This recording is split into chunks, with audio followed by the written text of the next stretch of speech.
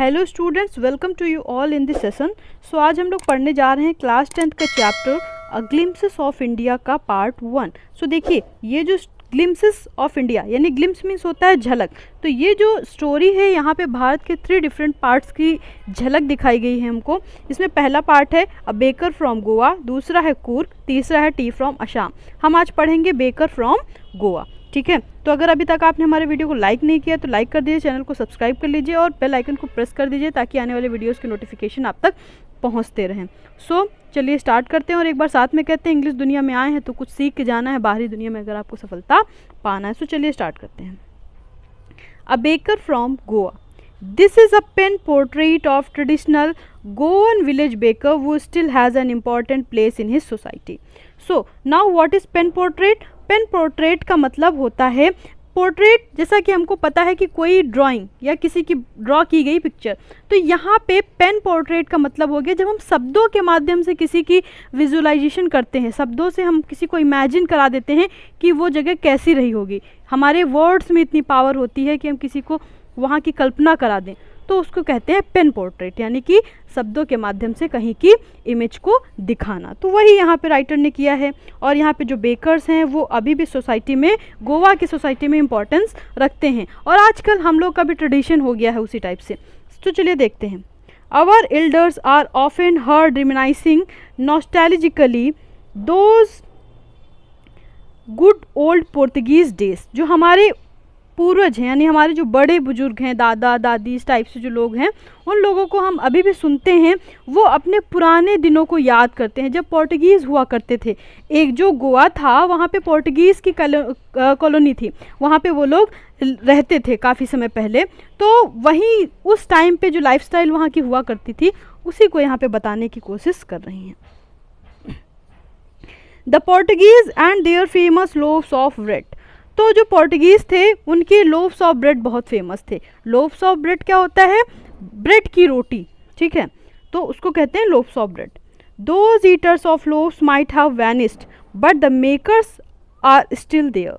तो वो जो पोर्टुगीज़ थे वो तो अब हमारे इंडिया से जा चुके हैं, ठीक है, वो वैनिस्ड हो चुके हैं, लेकिन जो उसको बनाने वाले यानी कि लोव्स को बनाने वाले, जो ब्रेड्स को बनाने वाले हैं बेकर्स, वो अभी भी हमारे यहाँ हैं। We still have amongst us the mixture, the molders and those who bakes the loaves. हमारे यहाँ अभी भी वो उनके बनाने की प्रोसेस होती है। पहले वो मिक्स करते हैं यानी कि जो आटा वगैरह होता है उनको, मैदे को मिक्स करते हैं, फिर उनको मोल्डर्स में डालते हैं, फिर उसको बेक करते हैं। तो वही उनका ये सारी चीज़ें अभी भी हैं। Those age old time tested furnaces still exist. उनकी जो भट्टियाँ हैं जहाँ पे वो पकाने का, बेक का काम करते थे, वो अभी भी एग्जिस्ट करती हैं। The fire in the furnaces has not yet been extinguished. उनकी जो भट्टियों की आग है वो अभी तक नहीं बुझी है। The thud and jingle of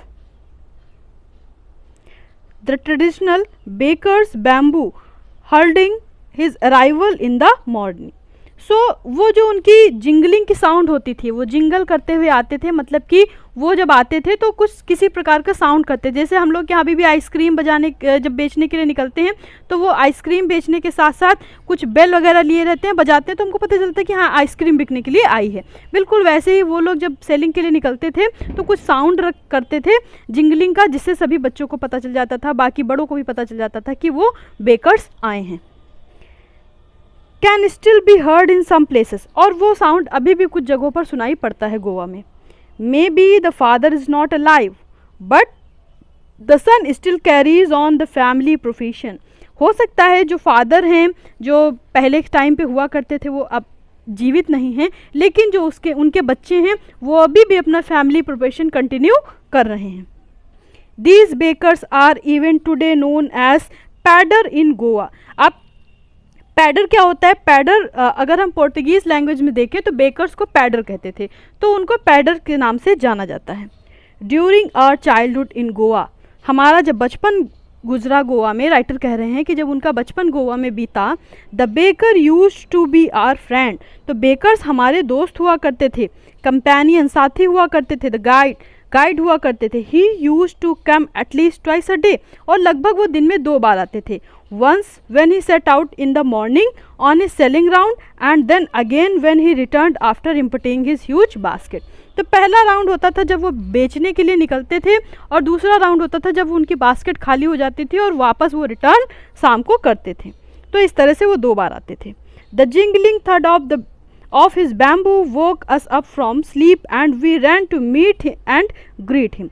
हम सभी जब सो रहे होते थे तो उनकी जिंगलिंग साउंड से जग जाते थे और दौड़ते थे उनसे मिलने के लिए और उनसे ग्रीट करने के लिए. Why was it so? ऐसा हम लोग क्यों करते थे? Was it for the love of the loaf? क्या हमको वो लोफ को लेकर के लव था? Not at all. ऐसा कुछ भी नहीं है. The loaves were bought by some Pasquine or Bastine. Now what is Pasquine और Bastine?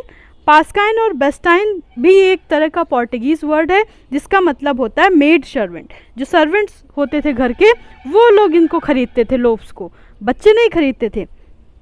What we longed for were those bread bangles. हम लोग किसके लिए दौड़ते थे? ब्रेड बैंगल्स के लिए. वो स्पेशल काइंड का ब्रेड बैंगल्स बच्चों के लिए बना के लाते थे ऐसे करके, जैसे आप लोगों ने डोनट्स खाए होंगे, बिल्कुल डोनट्स की तरह वो बना करके लेकर आते थे. Which we choose carefully. Sometimes it was sweet bread of special make. कभी कभी वो मीठे होते थे और हम लोग अपनी अपनी पसंद का चूज़ करके लेते थे.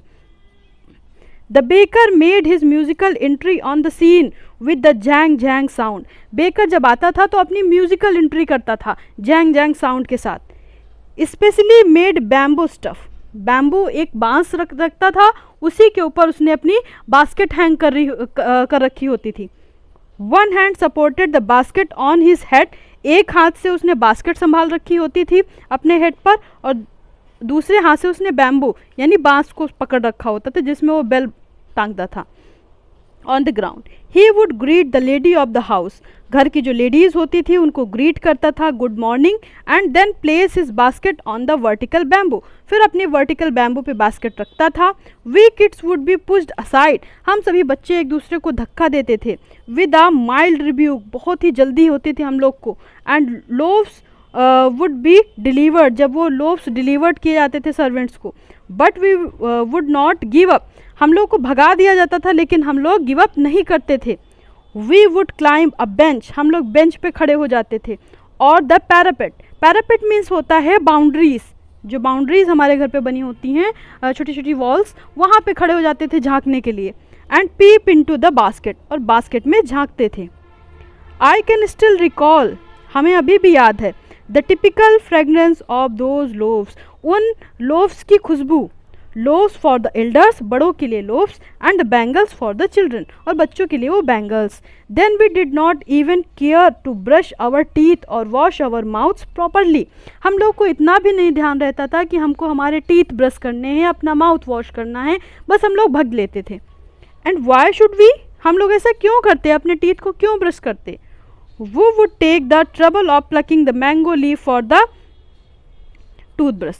टूथब्रश के लिए कौन इतनी मेहनत करे जा करके मैंगो लीफ तोड़े जाके. अब यहाँ पे व्हाट इज मैंगो लीफ सिम्बोलाइजेस, मतलब कि हम लोग यहाँ पहले दातून करते थे नीम की, तो यहाँ पे जो राइटर हैं वो मैंगो की दातून की बात कर रहे हैं. And why was it necessary at all. वो बोलते हैं कि ऐसा करना जरूरी क्यों है. The tiger never brushed his teeth. जो टाइगर हैं वो तो कभी अपने दांतों को ब्रश नहीं करते. Hot T could wash and clean up everything so nicely after all. जो हॉट टी है वो पूरे दांतों को बहुत ही अच्छे से साफ कर देती है, सारे जर्म्स को किल कर देती है. अब यहाँ पे बता रहे हैं कि राइटर बता रहे हैं कि कितना इम्पॉर्टेंट था उस टाइम पे ब्रेड्स वगैरह. तो marriage gifts are meaningless without the sweet bread known as the bol. अब स्वीट ब्रेड जिसको हम बॉल कहते थे, उसके बिना जो मैरिज गिफ्ट हैं वो मीनिंगलेस हुआ करते थे उस टाइम. जस्ट एज पार्टी और fest losses it's charm without bread. जैसे कि कोई भी पार्टी होती है, दावत होती है, आज के समय में केक के बिना उसको बेकार माना जाता है, तो वैसे ही उस टाइम पे भी बहुत ज़्यादा इम्पॉर्टेंट हुआ करते थे. Not enough can be said to show how important a baker can be for a village. तो अब यहाँ से आपको पता चल जाएगा कि विलेज के लिए बेकर्स कितने इंपॉर्टेंट होते थे. The lady of the house must prepare sandwiches on the occasion of her daughter's engagement.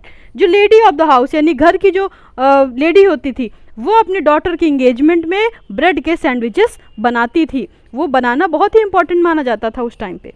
Cakes and bolinhas are a must for Christmas as well as other festivals. अब जैसे कि आज के समय में केक वगैरह बहुत इंपॉर्टेंट हो गए हैं क्रिसमस पे, अदर ओकेजन पे।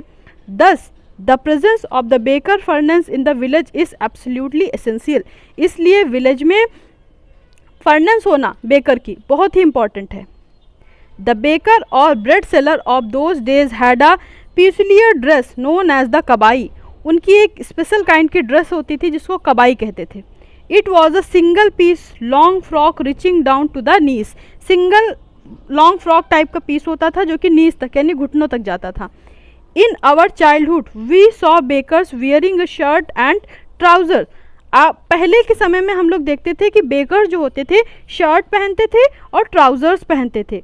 वर शॉर्टर देन फुल लेंथ, और जो ट्राउजर होते थे फुल लेंथ से थोड़ा सा कम और एंड हाफ लेंथ से थोड़ा सा ज़्यादा, मीन्स फुल और हाफ के बीच में होते थे। Even today anyone who wears a half pant which reaches just below the knees invites the comment that he is dressed like a pedder। और आज के समय में गोवा में अगर कोई इस तरह की ड्रेस पहनता है जो कि नीज से थोड़ा सा नीचे हो और फुल से थोड़ा सा ऊपर हो तो उसे पैडर कह करके चिढ़ाते हैं, कमेंट पास करते हैं उसके ऊपर। The baker usually collected his bills at the end of the month. Baker जो है अपने मंथ के एंड में अपने बिल्स को कलेक्ट करता था। Monthly accounts use to be recorded on some wall in pencil. दीवालों के ऊपर घर का जितना भी मंथली अकाउंट होता था वो पेंसिल से लिखा रहता था। Baking was indeed a profitable profession in old days. और बेकिंग बहुत ही प्रॉफिटेबल प्रोफेशन हुआ करता था उस समय पर।